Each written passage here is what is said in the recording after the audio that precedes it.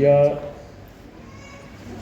सुप्रिया अवधूत चिकोडी यांनी त्यांच्या मातोश्रींच्याबद्दल लिहिलेल्या पुस्तकाच्या प्रकाशन कार्यक्रमाचे अध्यक्ष, रयत शिक्षण संस्थेच्या दक्षिण विभागाचे अध्यक्ष श्री MB शेख सर, ज्यांच्या हस्ते या पुस्तकाचं प्रकाशन झालं ते भारतीय परराष्ट्र सेवेचे माजी वरिष्ठ राजदूत, प्रसिद्ध लेखक आणि चांगुलपणाची चळवळ याच्यामधून ते जास्त लोकांच्या जवळ गेलेले आहेत, असे कोल्हापूरवासियांच्याच नव्हे तर भारतवासियांच्या मनामध्ये घर केलेले संधी अधिकारी, माजी संधी अधिकारी श्री ज्ञानेश्वर मुळेजी व्यासपीठावर उपस्थित. आत्ता मी बोलत नाही, बोलणार नाही, दगडातला खडकातला माणूस म्हणत छोट्या मुलीपासून प्रेरणा घेणारे आणि स्वतःचं विद्यार्थीपण जपणारे उद्योजक अभयजी देशपांडे, ज्यांनी कुटुंबियांच्या आठवणी सांगितल्या ते संतोष कुलकर्णी सर,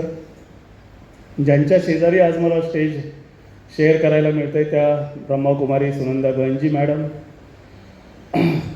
त्याचबरोबर ज्यांच्यासाठी हा सोहळा आयोजित केलेला आहे किंवा ज्यांचं चरित्र सर्वांच्या समोर यावं या दृष्टीनं एका लेकीनं केलेले प्रयत्न आहेत, त्या आजच्या खऱ्या अर्थानं सत्कारमूर्ती, ज्यांना बोलायला द्यायला पाहिजे होतं.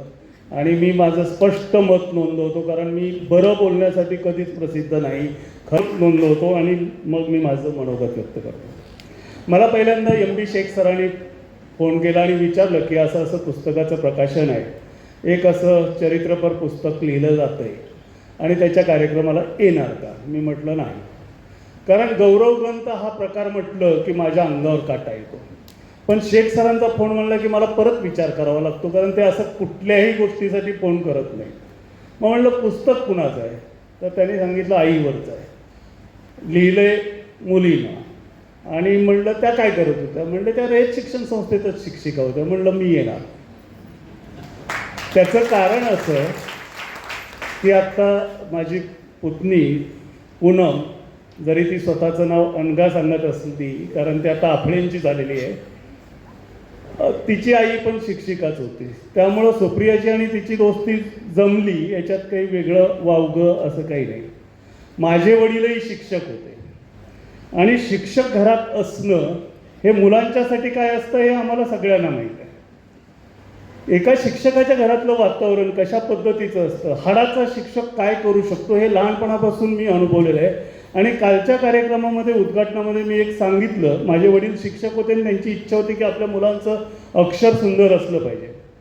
तर शनिवारची अर्धी सकाळची शाळा संपल्यानंतर ते घरी यायचे आणि दुपारचं जेवण करायला बसल्यानंतर पाठीमागं अडकवलेला एक गुंडाळीचा बोर्ड असायचा, त्या बोर्डवर अक्षरं काढायला लावायचे. ज्यावेळेस आमचे हात पण वर पोचत नव्हते त्यावेळेस ज काढ, न्य काढ, क्ष काढ, आणि ते काढताना खडू कुठं टेकवतोय आणि कुठल्या बाजूने फिरवतोय याच्यावर त्यांचं लक्ष असायचं.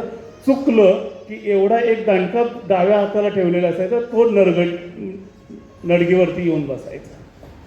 अशा पद्धतीचे शिक्षक बघितलेले आहेत.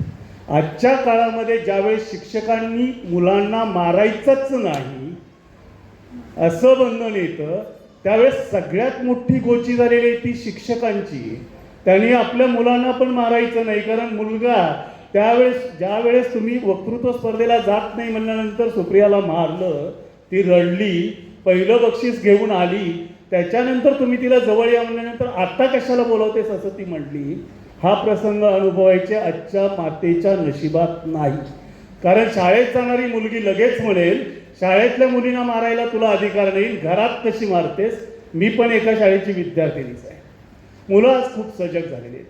अशा काळामध्ये त्यांनी नकोशी असलेली मुलगी सांभाळत कसं शिक्षकाचं कर्तव्य पार पडलं की आज या ठिकाणी मंत्रालयामध्ये कक्षाधिकारी असलेल्या स्नेहल सौदत्ती मॅडम येतात आणि मी मानसकन्या नव्हे तर त्यांची कन्या आहे असं सांगतात.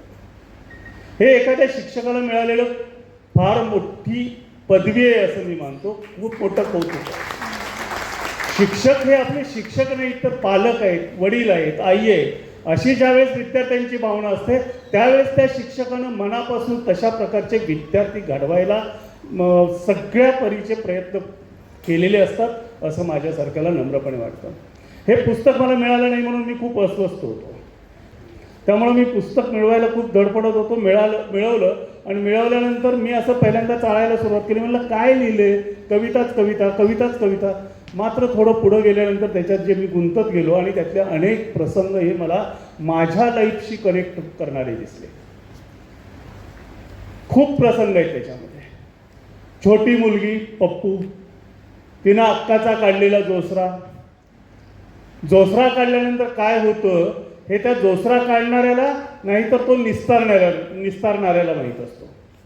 72च्या दुष्काळामध्ये सरकारनं इलोमिलो पुरवलं आणि त्यावेळेस मी ज्वारीच्या भाकरीचा जोसरा काढला. त्यावेळेस आईची होणारी कासावीस, वडिलांनी गावोगाव हिंडून पांढरी ज्वारी मिळवण्यासाठी केलेले प्रयत्न आणि त्यावेळेसची आठवण सांगताना आईच्या डोळ्यात येणारं पाणी पटकन मला त्या घटनेशी कनेक्ट करून गेलं.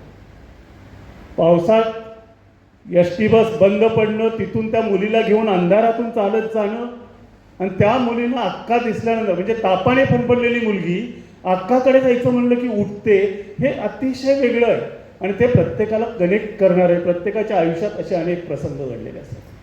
त्याही पलीकडे मला सगळ्यात महत्त्वाचं वाटतं, आता 8वीतल्या प्रवेशाबद्दलचं खूप लोकांनी सांगितलं, त्याच्या पलीकडचं मला त्यातला भावलेला प्रसंग जो आहे तो माझ्याशी कनेक्ट नाही आहे. कारण मी आजकाल खूप छान फॅशन झालेली आहे. आम्ही लहानपणी अनवाणी पायाने हिंडत होतो, आम्हाला 10वीपर्यंत चप्पल मिळाली नव्हती, असं आमच्यासारख्याने सांगायचं म्हणजे खेड्यात राहणाऱ्या लोकांनी तरी तसल्या बडाया मारू नयेत. कारण त्या काळात पाटलाचं पोरगं, जमीनदाराचं पोरगं सुद्धा पायात चप्पलच घालत नव्हतं. संसाधनच त्यावेळेस नव्हती. त्यामुळं त्या गोष्टीकडे जाऊ नये. त्यामुळं त्या गोष्टीशी माझा कनेक्ट कधी झाला नाही किंवा तसा अनुभव मला कधी आला नाही.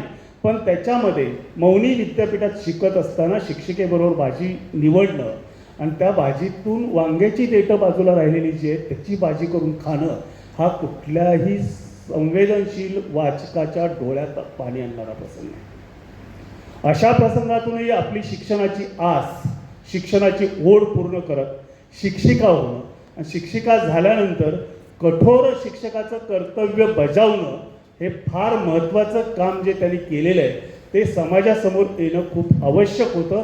आणि ते काम एका गौरवांकाच्या माध्यमातून नाही तर वाचनीय कादंबरीच्या माध्यमातून ते झालेलं आहे, हे मला खूप महत्त्वाचं वाटतं. मला आणखी त्याच्यातली थोडी पानं वाचायची राहिलेली आहेत आणि ती बहुतेक पानं ही ब्रह्मकुमारीजबद्दल आहेत. ती वाचेल, मी वाचणार नाही असं म्हणत नाही. आजचा कार्यक्रम संपला म्हणजे ते संपत नाही. पण आणखी एक महत्त्वाची गोष्ट मला जाणवते आणि ती बोलावीशीच वाटते, कारण मी तो अनुभव घेतलेला आहे. मी पण असाच कोणाचा तरी मानसपुत्र आहे असं खूप लोक म्हणतात. धायगुडे सर आणि धायगुडे मॅडम म्हणून माझे शिक्षक, माझ्या बऱ्याच मुलाखतीमध्ये किंवा भाषणांच्या मध्ये त्यांचा उल्लेख येतो की ज्याने माझ्यावरती पुत्रवत प्रेम केलं. ज्या आजी तू घरात यायचं नाही कारण तू आमचा नाही आहे असं म्हणत होते, त्या आजीनं सुद्धा शेवटी मला स्वयंपाकघरापर्यंत प्रवेश दिला, इतका मी त्या घरात प्रिय झालो. आणि त्याचं कारण म्हणजे मांसाहार न करणं, बरं का, त्याचाही उल्लेख याच्यात आलेला आहे. तर त्यांच्या घरी मी जात असताना त्यांची मुलं ज्यावेळेस 7वी 8वीची होती, त्या मुलांच्या मनात असूया असायची. माझी आई आणि माझे वडील दोघंही शिक्षक आणि ते विलासदादाला वेळ देतात, मला वेळ देत नाहीत. ही असूया या मुलींच्या मनात कुठे आलेली या कादंबरीमध्ये मला जाणवली नाही. आणि दुसरीकडे आपल्या मुलीला कुठलीही स्पेशल ट्रीटमेंट मिळू नये याच्यासाठी त्या मुलींना वेगळेपणानं वाढवणारी, शिकवणारी अशी ही शिक्षिका आजच्या काळामध्ये विद्यार्थ्यांच्या पुढं, लहान मुलांच्या समोर, युवकांच्या पुढं येणं हे खूप गरजेचं होतं. ते येणं खूप महत्त्वाचं असतं. कारण आजच्या मुलानं जर असं सांगितलं की आम्ही असा असा मार खाल्ला होता तर कदाचित पटणारही नाही.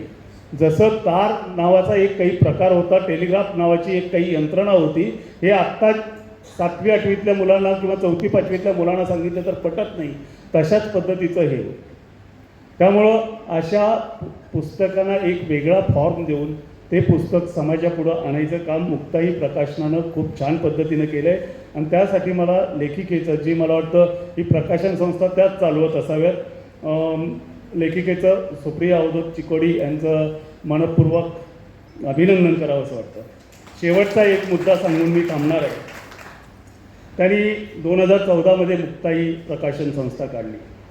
2 मासिकं प्रकाशित करतायत. मात्र त्यांच्याकडून आलेलं हे पहिलंच पुस्तक आहे.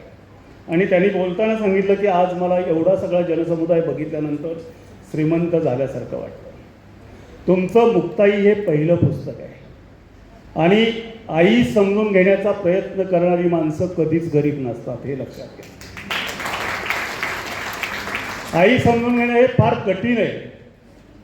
कदाचित तुम्हाला बाकीचे सगळे जगातले कळले असं वाटत असेल, पण आई समजून घेणं हे फार कठीण आहे. आणि हे कठीण पण ज्याला कळतं तो माणूस जगातला सगळ्यात श्रीमंत असतो. सगळ्यांची आई ही तशीच असते. तशी तुमची आई आहे, तशीच माझी आई होती. मला ज्या वेळेस हे मुक्ताई वाचत होतो त्यावेळेस मी माझ्या आईबद्दल व्यक्त केलेल्या भावना आठवल्या. आणि ते पूर्ण मी वाचून दाखवणार नाही, कारण मला दिलेला वेळ 10 मिनिटं आहे. नाहीतर परत इकडून येऊन कानात संपला की वेळ असं व्हायचं. त्यामुळे मी ते पूर्ण वाचणार नाही. ज्यांना वाचायचं असेल त्यांनी एप्रिल 2022ला मी आईच्या निधनानंतर लिहिलेला ब्लॉग आहे, तो वाचायला उपलब्ध आहे ऑनलाईन फॉर्ममध्ये. त्याच्यातला शेवटचा फक्त पॅरेग्राफ सांगतो, ज्याच्यामध्ये आईची आठवण नाही पण ती काय होती हे मांडायचा मी प्रयत्न केला. कोणाकडूनही तुझी कसलीच अपेक्षा नव्हती. कोणाकडूनही तुझी कसलीच अपेक्षा नव्हती. स्वतःहून कोणी काही आणलंच तर कशाला खर्च केला असं म्हणायचीस. आपल्यामुळे कोणाला त्रास होऊ नये हाच तुझा प्रयत्न असायचा. तू येणाऱ्यांचं मात्र निगुतीने करायचीस.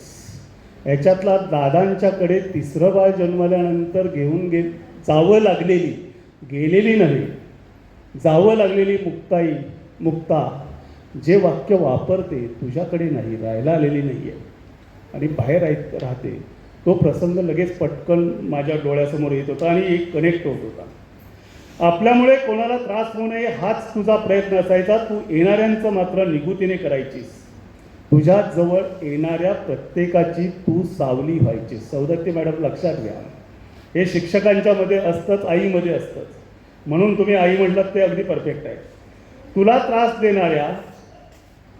त्रास देणाऱ्या नावे ठेवणाऱ्यांसाठीही कोणताही भेदभाव न करता, कोणतीही कुरकुर न करता सारं काही प्रेमानं करत असायचीस.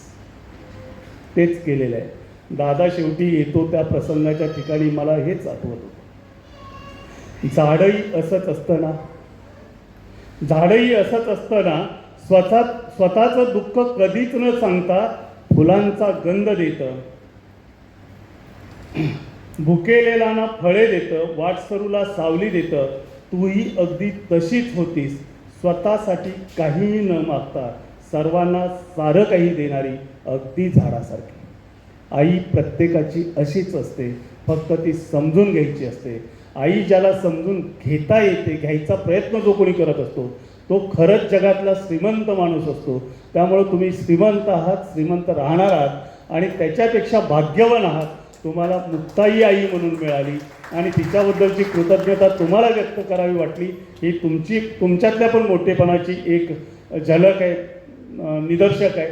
त्याबद्दल मी तुमचं अभिनंदन करतो, कौतुक करतो. आईना दीर्घायुष्य लाभावं. तुमचे आशीर्वाद सर्व विद्यार्थ्यांच्याच नव्हे तर सर्वांच्याच, तुमच्या जवळ येणाऱ्या प्रत्येकाच्या पाठीवर कायम असतील याची मला खात्री आहे.